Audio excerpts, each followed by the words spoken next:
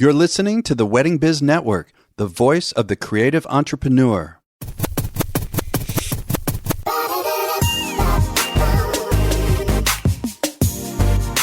Hey everyone, it's Andy Kushner with the Wedding Biz, in which I conduct in-depth and revealing interviews of icons of the weddings and event industry, all to provide you with education and inspiration.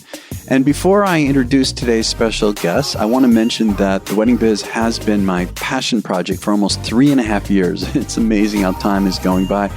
And I've been so driven to support this industry in any way I can and to help your growth in it by bringing you insights from our industry leaders. And the response has been just phenomenal. I just thank you so much for all you have done to continue to listen in, share, and support the show. And as the show has grown, so have the opportunities to bring you this great content. However, these opportunities do come at a financial cost to me. And the best way for me to keep maximizing the potential of the show and to avoid charging a membership fee is to ask for you to become a patron. If you value the show and its content, you can go to theweddingbiz.com and click on the patron link to sign up for as little as $6 a month or more if you feel so inclined. And not only will you be supporting the show, but you'll also be securing your access to solid, exclusive future content. So thank you. So I want to mention last week's episode, which was Joy Proctor of Joy Proctor Design, a full-service design house. Joy has been named amongst the top in the world and as a leader in the industry by Harper's Bazaar and Brides. And her interview was really amazing. Just so much to learn and be inspired by. So I highly suggest you check that out. And now, today's interview is a conversation with internationally renowned photographer Christian Oth. His experience in fashion, photojournalism, portraiture, advertising, and still life combines into an editorial style that makes Christian truly one of a kind. American Photo named him one of the world's 10 best photographers, and his work has appeared in top fashion and wedding publications. Christian's also been on the show before for a one-on-one interview in episode 75. He was also on a wonderful panel that I moderated for Bride Lux that also included Cece Johnson and Sylvia Weinstock, and that was in episode 223. So in today's conversation, Christian talks about how he's dealing with the pandemic in terms of both personally and with his business, including how he is charging an upcharge for new contracts and making a percentage of them non-refundable if the client postpones. He also talks about what he's doing right now, including his newest workshops and more. Enjoy my conversation with Christian Oth. You know, it's interesting. I had stopped doing the visual thing. Like I would turn off the camera when I would interview people. And I realized it's not as personable, you know, so I'm going back to seeing people on the screen, you know? No, I'm all about that too, because when we are, we used to human interactions. That seems to be on pause now. And that's what we used to do. We used to shake hands. We used to hug. We used to, sit across from each other. And, we do podcasts by meeting each other. And, it would be the exception to do this online, over the air or, that's right. Remotely. So, yeah, I mean, I think that, do whatever you can to have some sort of a video interface to connect with people. And if somebody doesn't want to, put on their makeup or whatever, it's like, well, it's like going to work or something, and try to bring as much of reality back as you can, even though it has to be virtual. Yeah. I agree. So, well, look, last time we saw each other was when you spoke on my panel for Bride Lux conference in New York City. That's right, yeah. Yeah, with, Cece Johnson, Sylvia Weinstock. That was a blast, wasn't it? That was so much fun. So fun. I mean, Sylvia Weinstock was a hoot. Yeah, I'm actually, my girlfriend and I are having dinner with her next week. Yeah, on Halloween night, we're going to have dinner, so I can't wait. Oh, my God. Yeah, on that Saturday. Wow. Yeah, okay. It's going to be fun. But that was episode, for people listening who want to check it out, that was episode 223 because I recorded it and published it on the show. So you can go listen to it. And then the first time that I interviewed you, Christian, one-on-one was episode 75, which now seems like years and years and years and years ago. How long ago was this? I think it was either early 2018 or 2017, but it was way before the world completely changed. Well, yeah, yeah. We had a few more good years in us back then. My God. Well, what was the last like major job you did before everything shut down? Where was it in the world? What kind of job was it? The last major job? Yeah. Well, last year. I mean, I had jobs all throughout and in between, but I mean, I did. Okay, so last year in November, it was October, November, I had 2 jobs back to back. The first one was in Anguilla. It was a huge wedding over 6 days. We were 6 photographers and God, I don't know how many guests, a lot of guests. It was great. The best people. We had so much fun shooting it. We had to be 6 photographers because the client really wanted everything covered from the early morning, all the beach parties to late at night. It was just wonderful.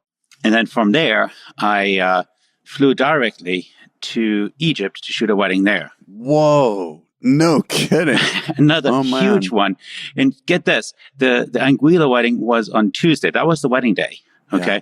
And I had to be in Egypt on Thursday for the whatever party, you know. Yeah. It was supposed to be 4 flights to get there. And obviously one of the connections didn't work out. So I got rerouted to Istanbul to get to Egypt. And I got there just in time, I think at 2 a.m. in the morning. It was my God. Crazy. You're kidding. Yeah. So I was so exhausted because those 2 back-to-back jobs, I mean, as amazing they were, but we were like so exhausted. And I took my team on that Sunday and we rented a boat and went out on the Red Sea, and we went snorkeling and scuba diving and everything. And it was just like wonderful to end this sort of like travel period that way. Yeah. You know what? It's interesting. I had a similar kind of thing, and I was really lucky because, you know, I got this music and entertainment company. I got bands and stuff, and we travel all over the world. But it was actually February when most likely the virus was starting to spread. It was the 3rd weekend of February, and we had a job down in Florida. And the client took such good care of us. You know, everyone had ocean view, individual rooms. It was one of these long weekends where we did, you know, everything, you know, the welcome party, the ceremony, the whole thing. And it was way over it was just one of my greatest experiences. And then I came back and it was just, you know, as you know, a few weeks later that this whole thing hit. I wonder how you've been affected personally. Like before we talk about business, how has it been for you in that sense? I mean, we're forced to slow down and deal with, you know, we're all in the same boat now as far as, you know, struggling with keeping business going.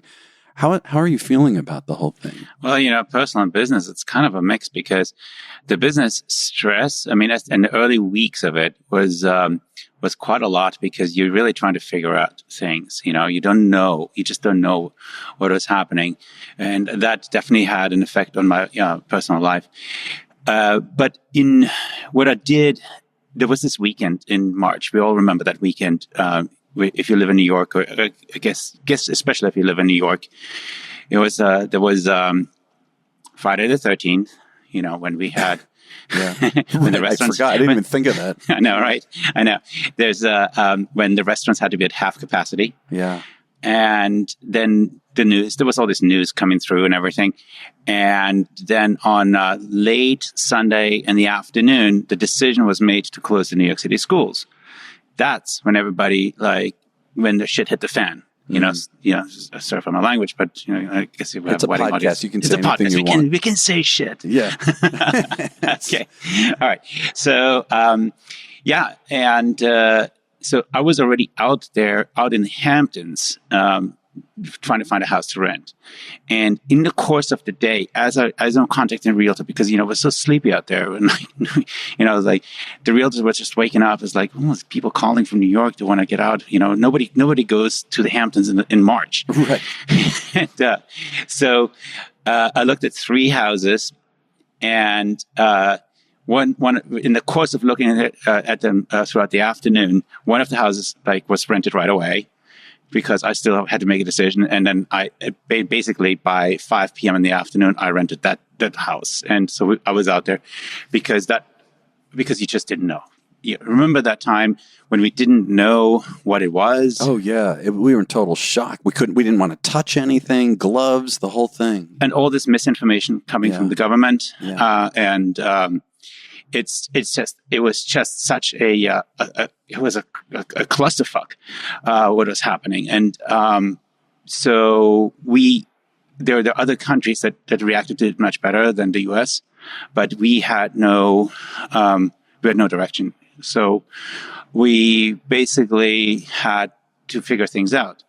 And so, being out in the Hamptons and everything, and I rented a house for, I think, a little bit over a month, was just nice to be out there. But then I came back to the city in April, and I came back to Pandemic Central. Mm-hmm. And because, at the time, New York was the place that had like the highest case count and everything.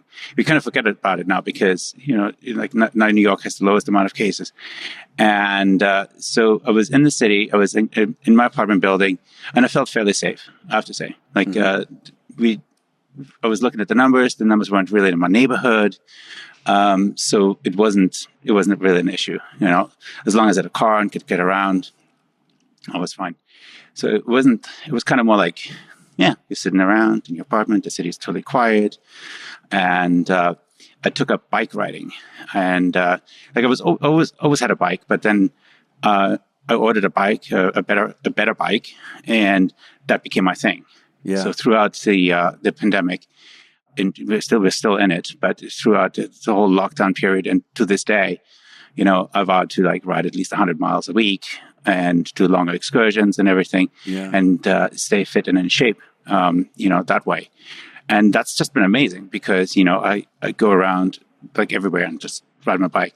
Also have my route now in New York. I do 20 miles, around New York City very fast and whatnot. So, that's my answer to, I've had this sort of outdoor experience with the pandemic. So if you want to ask, to your answer to your question about how did I deal with it personally? And, it was good to be around a very, very close-knit group of people. Yeah. You mean friends and family? Yeah. Friends. Yeah. That you would meet. So we had that a bit, but very, very, a very small number of people. So, but yeah, that's been an experience so far. Yeah. I mean, I hear you talking about, staying grounded through this, both personally with exercise and getting through the city, getting outside and seeing friends. And I feel the same way. I actually I took off for 2 weeks, a few weeks ago, and my brother and I, who's from New Jersey, drove down to Maryland. We both drove to see my mother in Tampa. And just getting out of our normal, situation helps so much. And then we went to the mountains on the way back in North Carolina, the Blue Ridge, Blue Ridge Parkway for 6 days. And man, I came back look, everything is still a mess and all of that. But I think to keep that, the energy, the inner energy going, right? And again, just staying grounded. It's so critical. Yeah. Yeah. I've seen a lot of nature too myself, because of it. And been discovering a lot of the Northeast. I mean, not that I don't know it, but, to be able to go out there. I'm divorced and my son doesn't live with me, but, and I'm on really good terms with my ex-wife.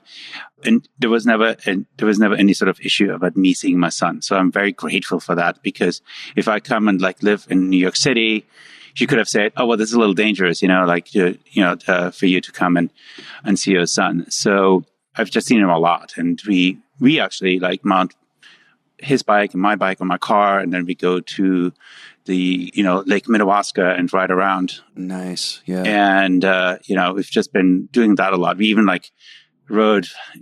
He's 14 years old, and said, "Well, how about we ride the bike from your house to my house?" So he lives in Westchester, and I'm in New York City. Yeah. And we did that, and that's 42 miles. And, I've done those rides before, but for him, it was the first time. And he was so excited to do it because, we went through the Bronx and everything. And it was Father's Day. And there were all these people in the park and everything. The city was just so alive, and for him to come from Westchester where everything's it's really, really quiet. And, it was just really nice. Do you wish you could be a fly on the wall listening to music industry pros like Clive Davis, Jerry Moss, and Edwin McCain? Well, check out my other podcast, The Music Makers, where you can hear great stories from some of the biggest music industry professionals around. You can find it on your cell phone's podcast app or at themusicmakers.com. Again, that's The Music Makers.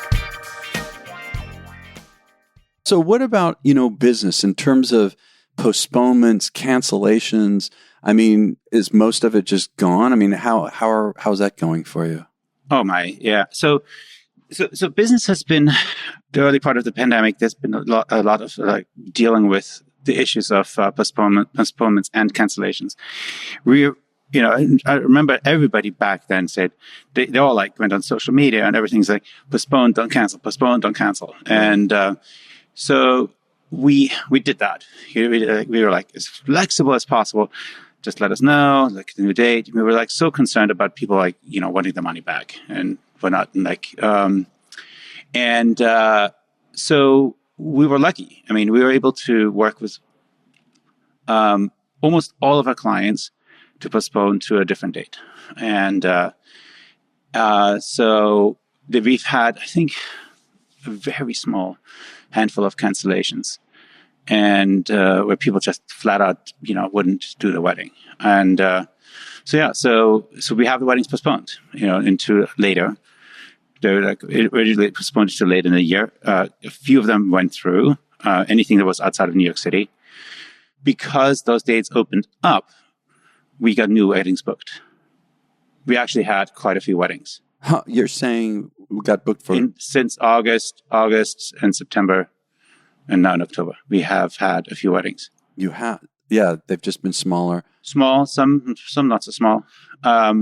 Some the not so small, maybe outdoors, so we've had a number of weddings and that were just beautiful and everything. So we kind of pulled through in a good way. It was definitely not on the level of where it would normally be, but so I have to say, if I'm listening, I'm talking to other people in the industry and everything, and we were fortunate, that we've had these jobs, and we were also able to land some other commercial jobs in between. So, and there's other things that I'm doing that are not weddings, and so yeah, I saw it on your site that you're doing brand shoots now. Is that what you're referring to? Yeah, we do. Okay, so I've always done that. Basically, brand shoots is another way of terming commercial photography or / advertising photography, and I've always done that. I mean, I come from there. I come from shooting commercial photography and editorial. That's my entire background, and I pivoted into weddings right after 9/11 because I wanted to have something more stable, because being in that other industry is difficult to make it. I was young when I got started, and but throughout the years I've always done that. I've always done my celebrity portraits, and I've done my my editorial work, which there has been a little of as well as of recent, and so I think that. With this, and I'm focusing on stuff that on work that we can do instead of what we can't do, then we're okay. Well, how are you talking to clients? The ones who have had to postpone, and then probably a lot of us, they postpone and then they have to postpone again, because we didn't know how long this thing was going to last, and now there's the case by case. Yeah, and I don't know if it's a fear, but in terms of the vaccine, now that we know it's going to be a while, I mean. How are you keeping up in terms of conversations with clients? So I have to say, number one, I'm very, very fortunate to have McKinsey work for me. McKinsey Lynch. I remember her. Yeah, she's great. Yeah. She handles all the interactions with my clients, and so she's been very instrumental of handling all this. And we check in daily, and we work through contracts and postponements and cancellations. So what we do is we take everything case by case, as because I think everybody has different kind of parameters and situations and whatnot. And, I mean, for example, if somebody postpones a wedding from 2020 to a Thursday, in 2021, well, that's easy to do, But if a client wants to postpone the wedding from 2020 to 21 and that photography is already booked for that particular wedding date, right, then we have an issue, so we have to work through that. And fortunately, us as a studio, we have multiple photographers. We can usually accommodate. Are you charging any kind of, like some people now are doing some upcharging for, because obviously we're already losing, a lot of us, a certain amount of business in the near future, in the mid future, and then they're postponing into dates where we would have otherwise gotten brand new business. Some people are now starting to charge 25, 30%, upgrade. Are you doing anything like that? Yeah, we're doing that with new contracts. Because we always honor a contract that was written before. A contract is a contract, but when we drafted our contracts back during pre-pandemic times, we always had the thought in the back of our heads, well, we can be very lenient with our contracts and have very lenient policies because we can absorb a couple of cancellations a year, but not like almost all of them, which is the situation now. So one thing that's been quite abysmal this year has been like the studio is able to survive. Like we're okay, we're financially okay, we're not. My photographers that shoot for me, they get paid per the job that they show up in. Yeah. And so what is really important for us is that we can pay them going forward. Now we give them right now like an advance payment for a wedding that's happening in 21, so they can get by now, all this stuff, whatever we can do to facilitate that.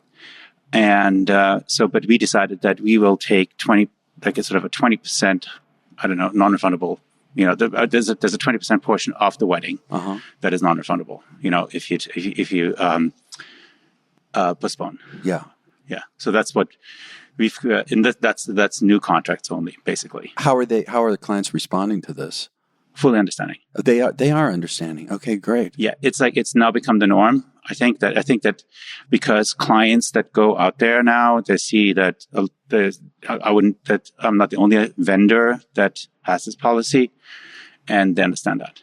Have you re-looked at your expenses? I mean, for your business, I understand you're financially okay, but if you just started over with what you're spending money on and re-looked at all of that? Oh, of course.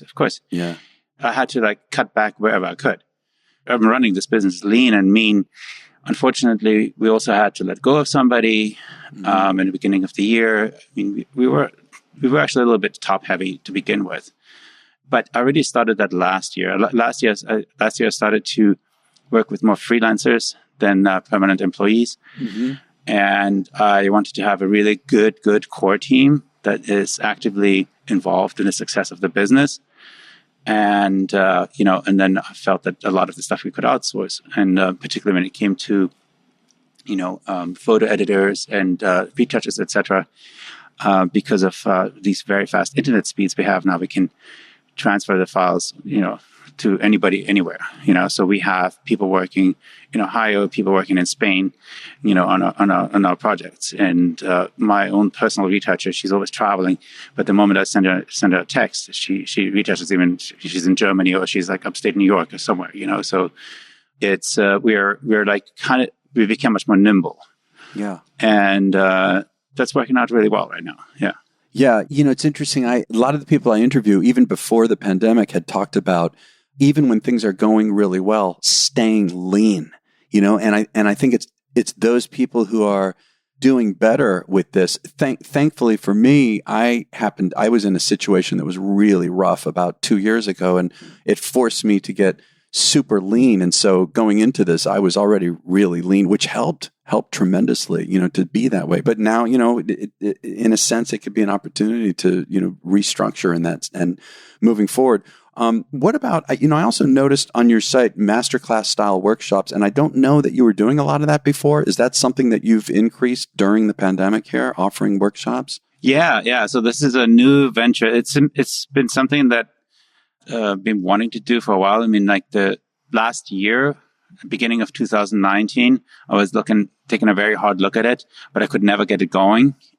So I dedicated my time, my off time, my low season, between 2019 and 2020 to get that going.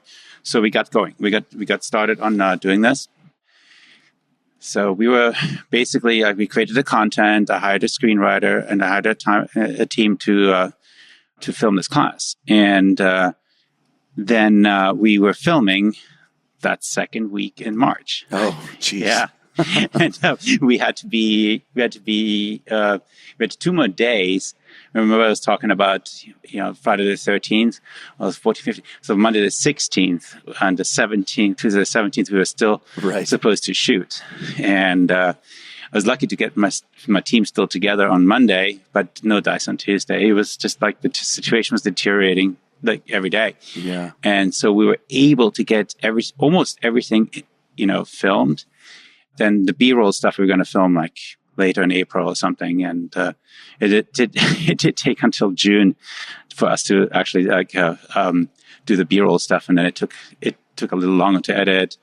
And we're in the process of launching, and I don't know when this episode will air, but it will probably have launched by then.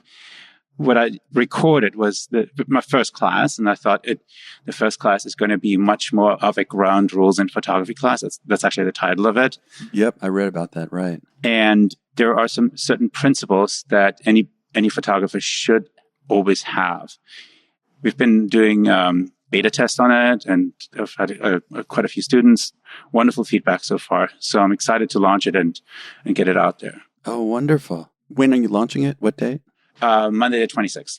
Okay, because I'm going to release this episode Monday the 2nd of November. So, cool. So it'll be out. Oh, good. And I interrupted you. You were about to say. Yeah. So the class is on the ground rules of photography and the stuff like every photographer should know.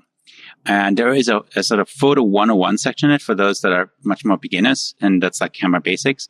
I think like probably most professional photographers will skip through that. But then it goes into composition and what you need to bring to the shoot, like the right amount of energy and that kind of stuff. And this is sort of the kind of stuff that people don't think about, because they think about, well, I got to press the shutter, I got to like operate the camera. And then, but as a professional photographer, it's like, well, who am I? Like, am I a camera operator, or what's my job function? My job function as a photographer is to interact, like that, to have this human connection. And this is what I do. This is at the core of what I do when I shoot portraits, when I shoot weddings. And it is because of this energy that is between the couple and me, or the bride and me, or the subject, my studio portrait subject, and I speak to that. And I speak to like how to get that right, because I know for myself, when I get photographed, now I'm a behind the camera person. And because I got to do social media and I got to do all these things, I very reluctantly get on the other side of the camera. But when somebody takes a portrait of me in a studio setting, and I've had people try to take portraits of me, and I'm like, I just want to walk away, because they just don't get me. I don't feel comfortable that they're doing a good job, because I have, I think most of my angles is like a resting bitch face. Oh, and that's funny, man. Yeah. I have the worst resting bitch face. Oh God. But if you get me right, then I look nice and friendly, So, right. Yeah. Whenever I look at my own takes, and I think that most people have that issue when they get photographed. They know all their bad angles, and it takes this little like something, whatever it is, to get something good out of them. Yeah. So I speak to that, and that's sort of, for me, that's like a kind of a ground rule in photography. And so that's out. And then what we'll do then after that is more specialized courses, because I find that a lot of photographers, particularly the audience in the wedding industry, don't know so much about studio lighting. But every now and then they get a job to do studio lighting, or the client requires them to set up lights. So that's going to be my next course, how to set that up well and do it right, because it's not that hard. And then after that, I'll be doing courses on the business of photography, of course. So that's also quite exciting to me. You're talking about running the business side of being a photographer. They're running the business side, how to get work and everything. Yeah. A lot of people need help with that. That is the subject that most people ask me for, actually, because I've run a successful photography business over a couple of decades now. And it's not easy to do that, especially when you have employees and, you have an organization and all that. But there are simpler ways of doing what I've done. So I'm excited to teach that. That's wonderful. Well, we'll be sure to have links in the show notes so that photographers especially can find out about this, get information. Oh, yeah. That'd be great. Yeah. Yeah, absolutely. Well, before we go, Christian, so what else are you looking forward to in the middle of this crazy time? Oh, I look forward to traveling again, and I'm sure it's going to happen. This is going to be over.